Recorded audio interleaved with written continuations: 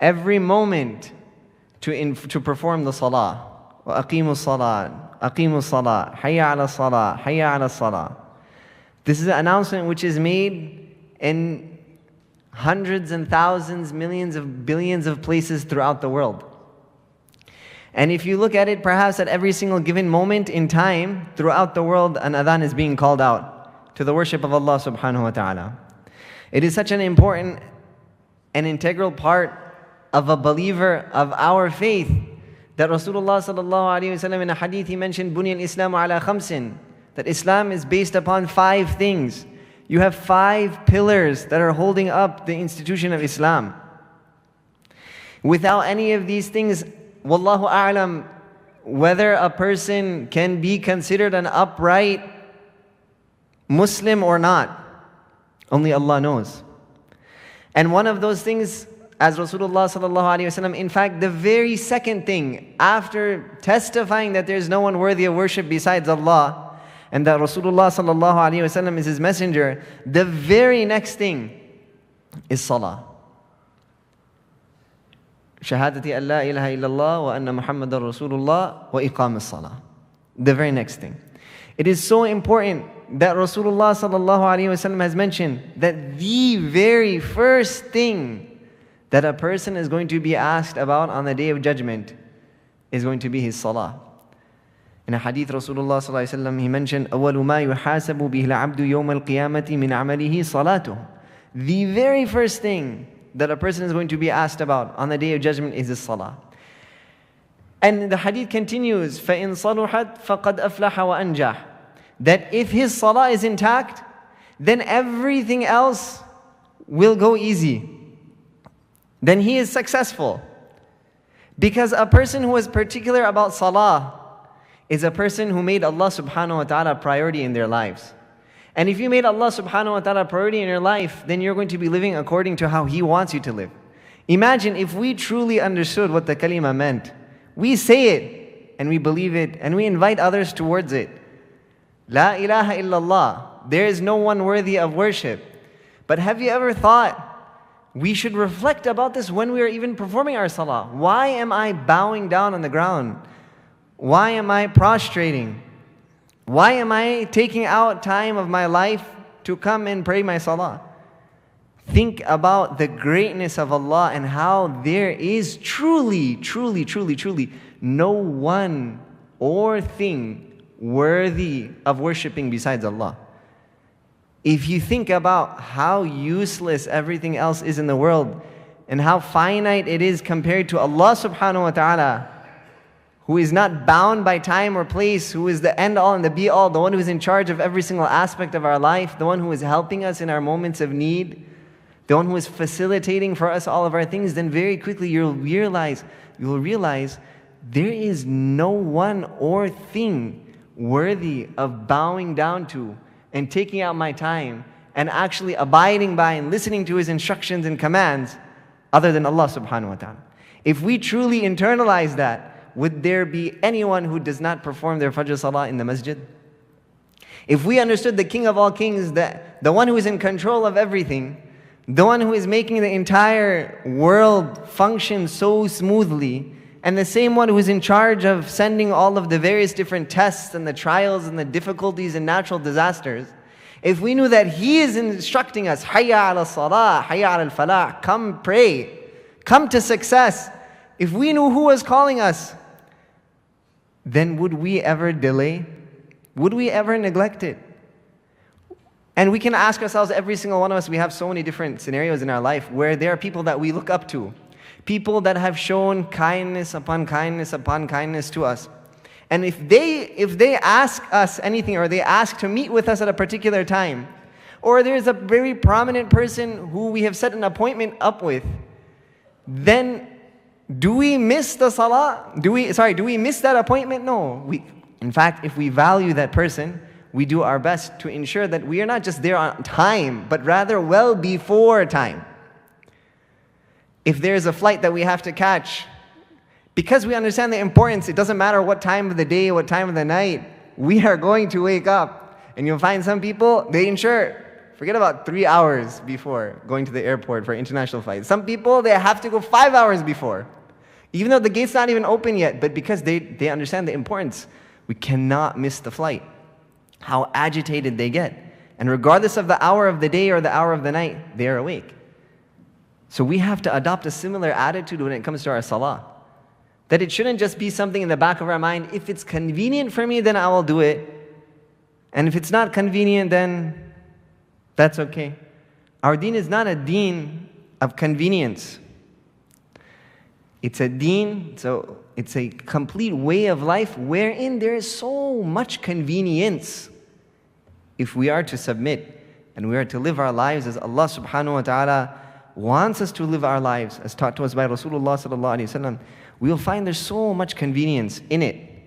But it's not a deen that whenever it's convenient, then we decide to do it. If that's the case, there'll be nothing left of Islam. There is one, it's a incident, funny story, just so that we understand that our deen is not one of convenience, one wherein there is much convenience, but it's not such that when it's convenient to us, then we carry it out. Otherwise our deen will be lost. There was one occasion, an individual, very righteous man, he went to the masjid, and as he was sitting in the masjid and the scholar gave a very fiery speech, shook him to the core. Everyone was quite emotional and they were changed. He was a very dynamic speaker, mashallah, with much ikhlas, and it affected him greatly. And he was speaking about ensuring that we keep our trousers, our pants, our lower garments above the ankles. And so he was so affected, he went home. And when he went home, then he decided to approach his spouse. And he went to his spouse. He said, "Oh, my lovely, beautiful spouse, you know, I went to this lecture and it was so amazing, and my pants, unfortunately, they're always below my ankle and I can't really do anything to change that. So, and unfortunately, I don't know how to sew. So maybe if you have time, can you please like hem up my pants and just fold them up a bit and then sew it?" She said, "Can't you see? I don't have any time. I'm so busy doing this, and I'm busy taking care of this, I'm taking care of the children, I'm taking care of the food, I'm taking care of this and that. Just, why don't you go ask someone else? When I have time, I'll do it." So he felt so bad, so disheartened. My wife, my closest individual, she doesn't care about me. So he was like, "Okay, let me go back to my mother. She was all looking after me my entire life. Let me go ask her, maybe she'll help me out." So he went to his mother. He said, "Oh, my dear mother, you were so kind and you're always there for me. Would it be possible if you can hem up my trousers?" The mother, she was also like, "Can't you see? I'm so busy. I'm taking care of this. I'm taking care of father. I'm taking care of your sister's children. I'm taking care of this and that. And I even got you married to someone, and you know, they're supposed to help you out, and forget, like, I don't have the time. I can't do it. Just, if I have the time later on, maybe I'll try to do it. But right now I don't have time." So she also said, "Why don't you go ask your sister too?" So then he said, "Okay, fine, let me go ask my sister. My mom, she discarded me. My wife, she doesn't care about me. Let me go ask my sister. We were always there for one another through thick and thin." So he approaches his sister. "Oh, my lovely sister, how are you? How's everything? You know, I heard this amazing lecture and I really want to implement it as soon as possible.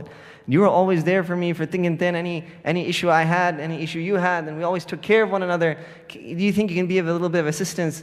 She said, "Can't you see I'm so busy? You have go ask your wife, go ask your mom, go ask someone else. I don't have the time. When it's convenient for me, I'll take care of it." So then the bichara, he was so sad. He decided, you know what? Just forget everyone. He couldn't take it. He decided to, change his clothes and take a nap. He was so tired and he was like frustrated. So to get out of everything, people when they're depressed, sometimes they sleep extra. So he decided, let me go to sleep. At least maybe in my dream, I'll have pants that I can wear. So then he went to sleep. Then, now, the wife, she started feeling bad.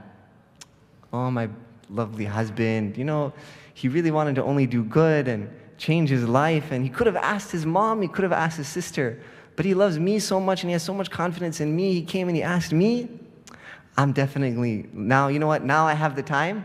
Now it's convenient for me. Let me go get his pants. So she went to the hanger where he hung up his pants, took the pants, she hemmed them up and she put it back on the hanger. Then later on, the mother, she thought, my poor son, I was looking after him my whole life. You know what? He could have asked his sister, he could have asked his wife, but he loves me so much and he has so much confidence in me. Now I have the ability and the time, it's convenient for me. I think I should go help him out. So she went, she did the same thing, put it back on hanger after she was done. And now the sister, she thinks, wow, my brother, he could have gone to his wife, he could have gone to my mom, but he knows that I'm the best at doing this, so let me help him out too. So then she also takes the same exact pants, and then she rolls it up again. Now when the guy wakes up, he puts on his pants, all of a sudden, subhanAllah, there's no longer pants, now he has a whole bunch of shorts. And that's what happens, unfortunately.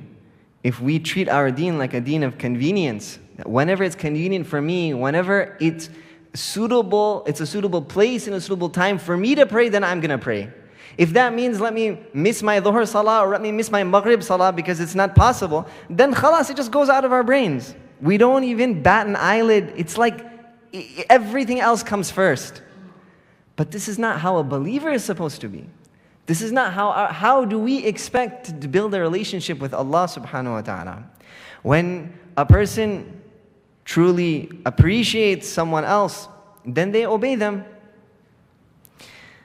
It's in a very famous poem, Imam Shafi'i rahimahullah, he says, تَعْصِي الْإِلَهَ وَتُظْهِرُ حُبَّهُ هَذَا مُحَالٌ فِي الْقِيَاسِ بَدِيعُ. That you claim to love Allah subhanahu wa ta'ala and you're telling everyone else that I love God. But then your whole life you're disobeying Him left and right. هَذَا مُحَالٌ, that's impossible. How can you love someone and not obey them? How can you love someone and not fulfill what they're asking you to do, whatever requests they have? هَذَا مُحَالٌ, that's impossible. فِي الْقِيَاسِ بَدِيعُ, that's so illogical. That is so dumb. لو كان حبك صادقا لأطعت, that if you truly had love for Allah, you would have obeyed Him. فإن المحب لمن يحب مطيع, because one who loves someone else, they obey them. One who loves someone else, they are always there for them. So if we loved Allah subhanahu wa ta'ala, then we would also take our salah seriously. In a very beautiful hadith, Rasulullah sallallahu alayhi wa sallam, he has mentioned that Allah Himself has said, He said, مَنْ عَادَ لِي وَلِيًّا فَقَدْ آذَنْتُهُ بِالْحَرْبِ. Whoever wages war against a friend of mine, or whoever harms a friend of mine, then I have declared war against that individual. That's why we have to be very careful about how we deal with others.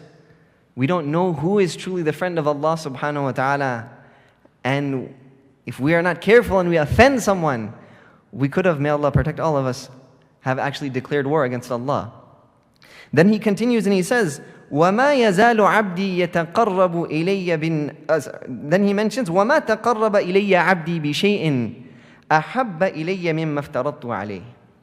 That no servant of mine will be able to come closer to me and to develop a relationship with me through anything better than those things which I have obligated upon him. And our salah is at the top of that list. The best thing through which we can come closer to Allah subhanahu wa ta'ala is something so simple as our salah. And this is something that we have to take seriously. In another hadith, Rasulullah sallallahu alaihi wasallam talks about, he gives us a recipe for success. If you have a formula, one thing is if you have like a secretary working for you and you tell them, every time someone comes in the office, they're constantly seeking your permission. So-and-so wants to meet you today. This person wants to meet you today. That person wants to meet you today. If you're the boss, you're going to get sick and tired of it.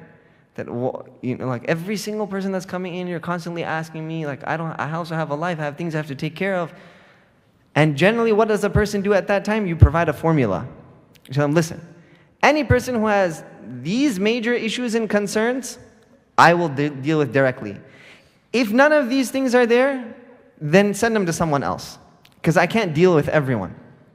So Rasulullah sallallahu alaihi wasallam, there's so many different ways of success, but he gave us a simple formula for direct entry into Jannah.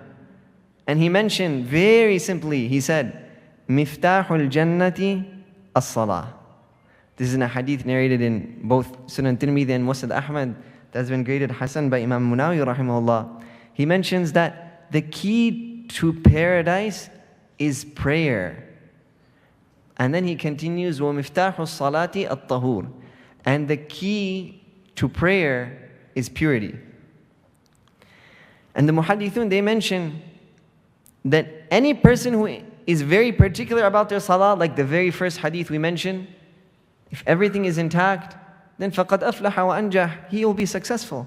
Because if he cares about Allah, then he'll care about his salah. And if he performs his salah, that shows he cares about Allah, and everything else will also come way. But if he doesn't, then it's a very slippery slope. And the muhaddithun, they mentioned that this second portion of the hadith is so obvious. Everyone knows you can't pray salah unless you have wudu. But why was it mentioned over here? Because just like it's impossible for a person to pray salah without wudu, it's also impossible for a person to enter Jannah without being particular and worrying about their salah. In another hadith, Rasulullah sallallahu alaihi wasallam, he mentioned, "Inna bayna al-rajuli wa bayna al-shirki wal-kufri tarka as-salah." That the only thing that's stopping a person from falling into shirk and disbelief and becoming an atheist, leaving the fold of Islam, the only thing that's stopping him, preventing him, is his salah. And if you look at almost every single person who has left the fold of Islam, and you were to examine their lives, then you will see for a period of 1 to 2 years, they were not praying their salah. Allahu A'lam. I haven't met anyone who has left the fold of Islam who is particular in the institution of salah. And Rasulullah sallallahu alaihi wasallam, by mentioning this, also gave us a very logical example. The same Miftahul Jannati as-Salah, the key towards paradise is salah. Imagine you have this huge treasure, and Rasulullah sallallahu alaihi wasallam, and with this he mentioned that Jannah is so beautiful, it's so amazing. It's something that we don't even have the ability to think of. It's beyond our intellect. He said, مَا لَا عَيْنٌ رَأَتْ. Such beauty the eye has never seen. وَلَا أُذُنٌ سَمِعَتْ. Such amazing things are waiting in store for us, the likes of which the ears have never ever heard of. وَلَا خَطَرَ عَلَى قَلْبِ بَشَرٍ. Nor has the thought of such amazing, beautiful things ever crossed a person's heart. Imagine what is truly in store for us. Only Allah subhanahu wa ta'ala. We can't even imagine it. But Rasulullah sallallahu alaihi wasallam mentioned the key towards that treasure is Jannah. If you have a huge treasure chest and you had a key, but you took the key and you entered it upside down, is it going to open the chest? It's not going to open it. If you took the same key and maybe it's broken in half, you tried to enter it, is it going to open it? No.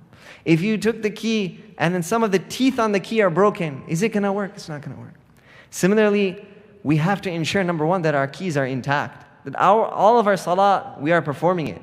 That if we are only doing one from today, it's 5. Inshallah. It's 5 for everyone. But if we're not performing our 5 daily salah, then from today, inshallah, we can start. Rasulullah sallallahu alaihi wasallam also gives us more hope. And he says that afterwards, Allah subhanahu wa ta'ala, He addresses a person. If he checks the salah first, and then if it's intact, all is well. But if not, Allah says, "Unduru li'abdi hal min tatawwu'." Look at my servant. Does he have any extra voluntary prayers that he performed, that he can patch up this key of his? So then if there are extra voluntary prayers, then that'll be a means, inshallah, of being able to patch up the key. If we don't already work towards fulfilling and filling all of those prayers that we missed, we should also do that. And also be particular about our sunnah, and all of our prayer, inshallah, will be held accountable for. But if our key is broken, then how are we going to expect to enter that? If some of our key is damaged, how are we going to do that? If we are performing salah contrary to the practices of Rasulullah sallallahu alaihi wasallam, how do we expect to enter Jannah? It's like if you have a crumpled up bill and you put it into a vending machine. You put it into a vending machine, and then what happens? It completely rejects it because it's so crumpled up, it doesn't even recognize it. So if we're going to perform a salah completely contrary to the teachings of Rasulullah sallallahu alaihi wasallam, it's as if we're taking a key with broken teeth on it and trying to insert it, or inserting it upside down. So we should be very particular about our salah, about our fara'id salah, particularly the 5 daily prayers. This is the closest way that we can get to Allah subhanahu wa ta'ala. Secondly, if we are doing that, we should also increase and do our 12 sunnahs a day. Rasulullah sallallahu alaihi wasallam has mentioned that individual who performs 12 rak'ahs of sunnah a day, 2 before Fajr, 4 before Dhuhr, 2 after Dhuhr, 2 after Maghrib, and 2 after Isha, then Allah builds for him a palace in Jannah. Imagine we live our whole entire lives, we're not even able to buy one house. But here you just perform 12 rak'ahs of sunnah, Allah subhanahu wa ta'ala gives you a house and a mansion in Jannah. And then over and above the sunnah mu'akkadas, the emphasized sunnah, we can also do extra voluntary prayers and come closer to Allah subhanahu wa ta'ala. As Allah mentions, the very next thing after obligatory things are extra voluntary things. So may Allah subhanahu wa ta'ala grant us all the tawfiq. We don't realize that these are actually modes of defense. When an enemy attacks, then they come from the outermost defenses. If you have 3 walls lined up, you're doing your nawafil plus your sunan plus your farad. And shaitan comes, he's going to say, man, you're doing your farad, 5 daily prayers, plus you're doing your sunnah. Just leave out the tahajjud one day. It's okay, you're tired. Then you're going to leave out the tahajjud, but shaitan's not going to be able to attack you for your sunnah mu'akkadas because you're so consistent. You have the layers of defense, the outermost layer. Then if you're only particular about your farad and your sunnah mu'akkada, shaitan's going to say, man, you did your 5 daily prayers, it's okay, 12 extra rak'ahs in the day, just leave the 4 before dhuhr, that's so much, just leave it out. But your farad will be intact. But if we were only doing our farad and nothing else, then that's our outermost layer of defense, that's going to be compromised. So in order to set ourselves up against shaitan and ensure our key into Jannah, we have to be very particular with regards to our salah. May Allah subhanahu wa ta'ala grant us all the tawfiq. Wa akhiru da'wan and alhamdulillahi rabbil alameen. All the brothers can kindly stand up and inshallah come closer and fill up all of the gaps before performing your sunnah.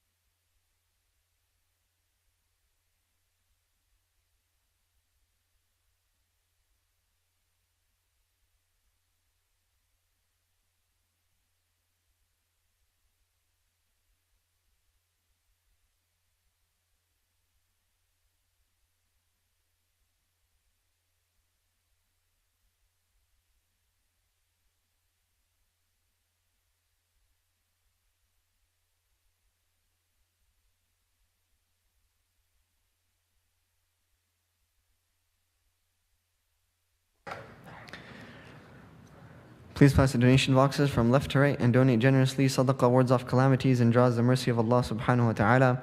Kindly note that there is no curb parking. Please do not park on the curbs behind the seminary building or the Swift Highway. Alhamdulillah, we have additional parking spaces in the used car lot.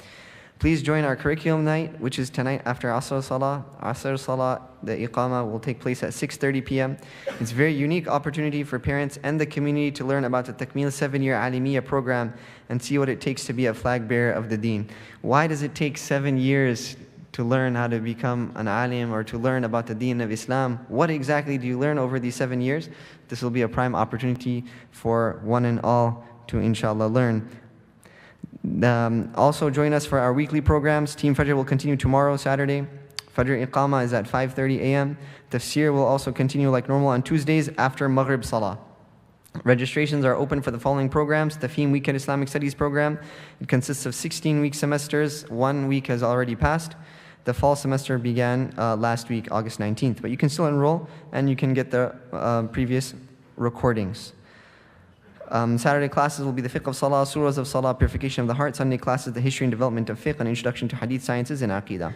Sunday school for boys and girls ages 6 to 16 years. This program is designed for youth to learn the essentials of Islam in an environment that seeks to nurture and develop a deep love and connection for Allah subhanahu wa ta'ala and Rasulullah sallallahu alayhi wa sallam. For more information on all of these programs, you can visit the website masjidds.org. Helping Hand is fundraising for the Syrian refugees in Jordan. They are trying to fundraise to build 60 new shelters within the next 2 months. MashaAllah, they provide for many different families. Please stop by their table outside the archway entrance. There's also a dua maghfirah request for Hafidh Hamza Wajid Khan of Canton University, Michigan, who passed away. May Allah subhanahu wa ta'ala forgive him for all of his sins and grant him Jannatul Firdaus bi ghayri hisab. May Allah subhanahu wa ta'ala grant his family Sabrun Jameel. There's also another individual, Shawkat Hussein, has passed away. Make dua also for his maghfirah. Allahumma ghafir لحينا وميتنا وشاهدنا وغائبنا وصغيرنا وكبيرنا وذكرنا وأنثانا اللهم من أحييته منا فأحيه الإسلام ومن توفيته منا فتوفه على الإيمان. May Allah subhanahu wa ta'ala also cure all of those that are ailing and that are going through difficulties at this time.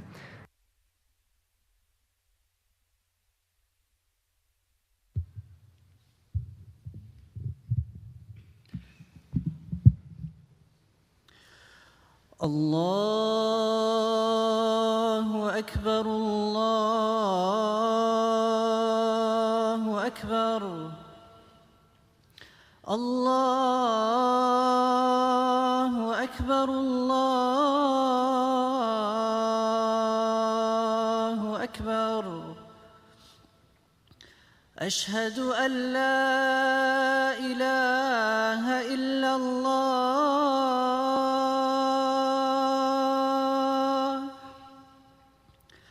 أشهد أن لا إله إلا الله.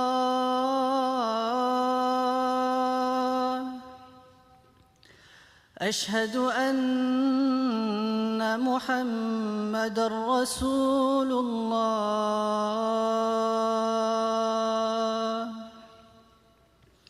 أشهد أن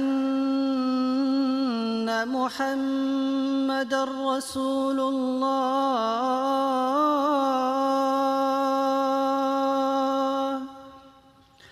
حي على الصلاة.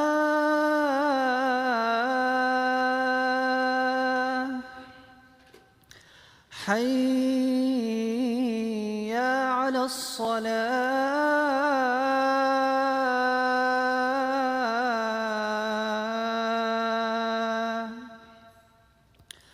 حي على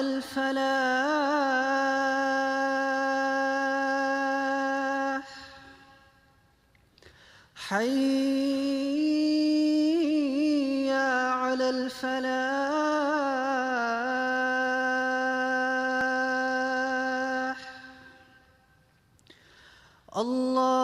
الله أكبر،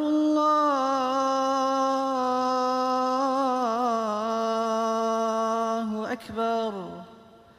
لا إله إلا الله.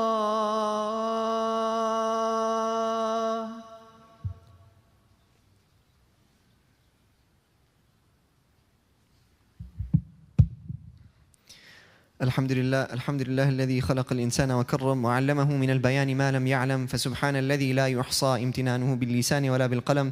ونشهد أن لا إله إلا الله وحده لا شريك له، ونشهد أن سيدنا وحبيبنا مولانا محمدا عبده ورسوله.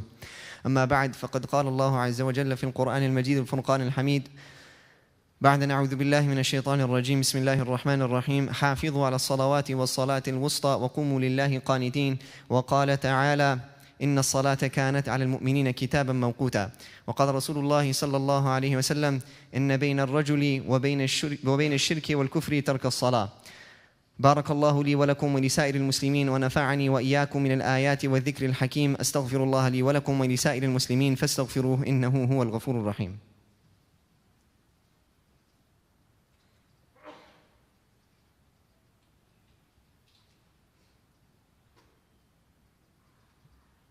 الحمد لله نحمده ونستعينه ونستغفره، ونعوذ بالله من شرور أنفسنا ومن سيئات أعمالنا. من يهده الله فلا مضل له، ومن يضلله فلا هادي له. ونشهد أن لا إله إلا الله وحده لا شريك له، ونشهد أن سيدنا وحبيبنا مولانا محمدا عبده ورسوله. بين يدي الساعة من يطع الله ورسوله فقد رشد، ومن يعصهما فإنه لا يضر إلا نفسه ولا يضر الله شيئا. أعوذ بالله من الشيطان الرجيم. إن الله وملائكته يصلون على النبي يا أيها الذين آمنوا صلوا عليه وسلموا تسليما. اللهم صل على محمد عبدك ورسولك، وصل على المؤمنين والمؤمنات والمسلمين والمسلمات، وبارك على محمد وأزواجه وذريته. قال النبي صلى الله عليه وسلم: أرحم أمتي بأمتي أبو بكر، وأشدهم في أمر الله عمر، وأصدقهم حياء عثمان، وأقضاهم علي، وفاطمة سيدة نساء أهل الجنة، والحسن والحسين سيدا شباب أهل الجنة، وحمزة أسد الله وأسد رسوله. اللهم اغفر للعباس وولده مغفرة ظاهرة وباطنة لا تغادر ذنبا، رضوان الله تعالى عليهم أجمعين. الله في أصحابي لا تتخذهم غرضا من بعدي، فمن أحبهم فبحبي أحبهم، ومن أبغضهم فببغضي أبغضهم، وخير أمتي قرني ثم الذين يلونهم ثم الذين يلونهم. اللهم أعز الإسلام والمسلمين، اللهم انصر من نصر دين محمد صلى الله عليه وسلم وجعلنا منهم، واخذل من خذل دين محمد صلى الله عليه وسلم ولا تجعلنا منهم. اللهم إنا نسألك من كل خير أحاط به علمك في الدنيا والآخرة، ونعوذ بك من كل شر أحاط به علمك في الدنيا والآخرة، وأنت المستعان وعليك البلاغ، ولا حول ولا قوة إلا بالله العلي العظيم. عباد الله رحمكم الله، إن الله يأمر بالعدل والإحسان وإيتاء ذي القربى، وينهى عن الفحشاء والمنكر والبغي، يعظكم لعلكم تذكرون. فاذكروني أذكركم، واشكروا لي ولا تكفرون، وأقيموا الصلاة.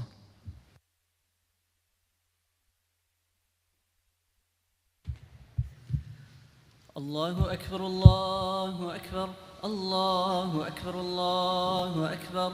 أشهد أن لا إله إلا الله، أشهد أن لا إله إلا الله، أشهد أن محمدا رسول الله، أشهد أن محمدا رسول الله. حي على الصلاة، حي على الصلاة، حي على الفلاح، حي على الفلاح. قد قامت الصلاة، قد قامت الصلاة. الله أكبر الله أكبر، لا إله إلا الله. Please ensure that the safs are straight and that all the gaps are filled. Allahu Akbar.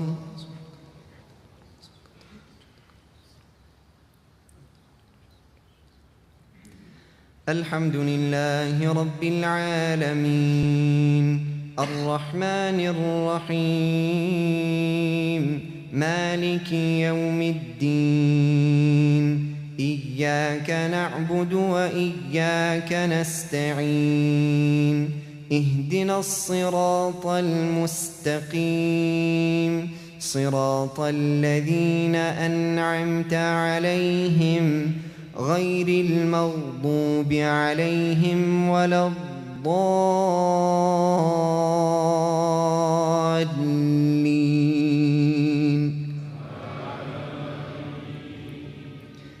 سبح اسم ربك الأعلى الذي خلق فسوى، والذي قدر فهدى، والذي أخرج المرعى فجعله غثاء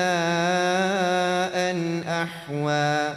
سنقرئك فلا تنسى إلا ما شاء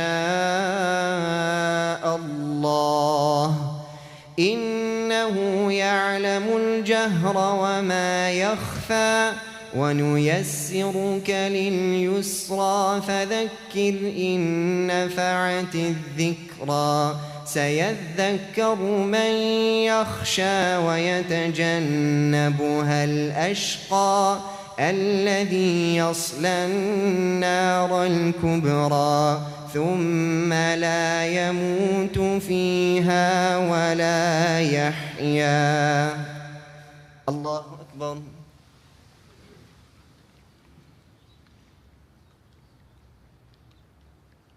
سمع الله لمن حمده.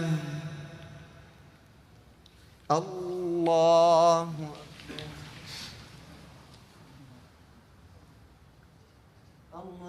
أكبر.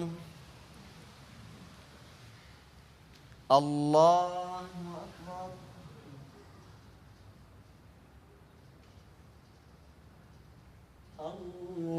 الله أكبر. الحمد لله رب العالمين الرحمن الرحيم مالك يوم الدين إياك نعبد وإياك نستعين اهدنا الصراط المستقيم صراط الذين أنعمت عليهم غير المغضوب عليهم ولا الضالين.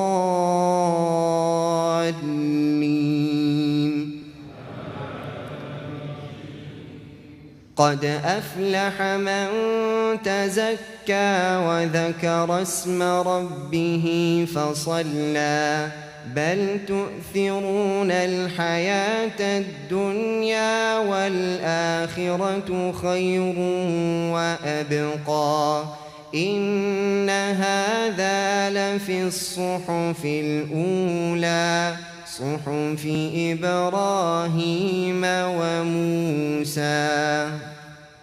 الله أكبر.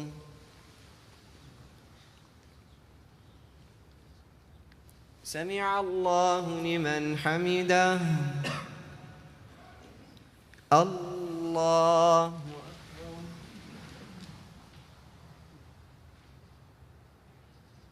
الله أكبر. الله أكبر.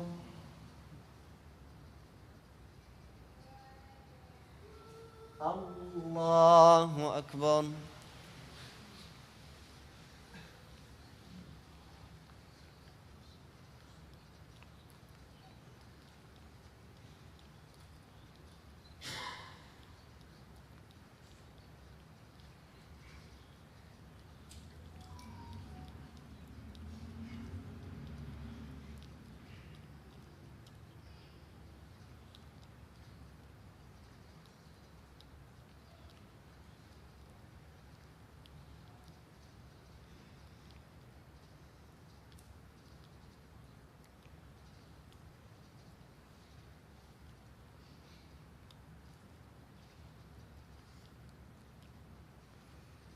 السلام عليكم ورحمة الله.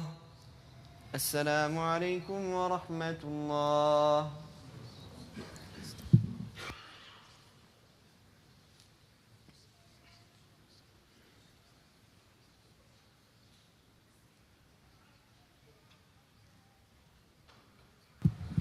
Bismillahirrahmanirrahim. There is also another dua request for Sister Sayyida Sana Sultana. She is currently in the hospital in the ICU in India.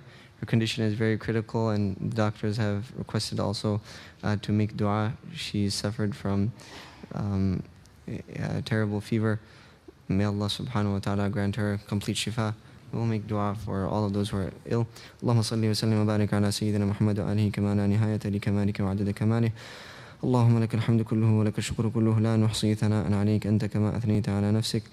اللهم اشفهم يا أرحم الراحمين ويا أكرم الأكرمين.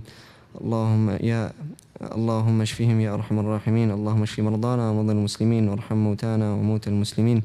أسأل الله العظيم نسأل الله العظيم رب العرش العظيم أن يشفيهم. نسأل الله العظيم رب العرش العظيم أن يشفيهم. نسأل الله العظيم رب العرش العظيم أن يشفيهم. نسأل الله العظيم رب العرش العظيم أن يشفيهم. نسأل الله العظيم رب العرش العظيم أن يشفيهم. نسأل الله العظيم رب العرش العظيم أن يشفيهم. نسأل الله العظيم رب العرش العظيم أن يشفيهم. اللهم أذهب البأس رب الناس، لا شفاء إلا شفاءك شفاء لا يغادر سقما. اللهم اشفهم شفاء عاجلا كاملا مستمرا يا أرحم الراحمين ويا أكرم الأكرمين. اللهم يسر قضاءك وحكمك لها ولنا يا أرحم الراحمين ولجميع المؤمنين والمؤمنات والمسلمين والمسلمات. اللهم صل وسلم وبارك على سيدنا محمد وآله كما لا نهاية لكمالك وعدد كماله. جزا الله عنا نبينا محمد صلى الله عليه وسلم بما هو أهله، وجد الأنبياء كلهم خيرا، وسلام على المرسلين، الحمد لله رب العالمين، آمين برحمتك يا رب.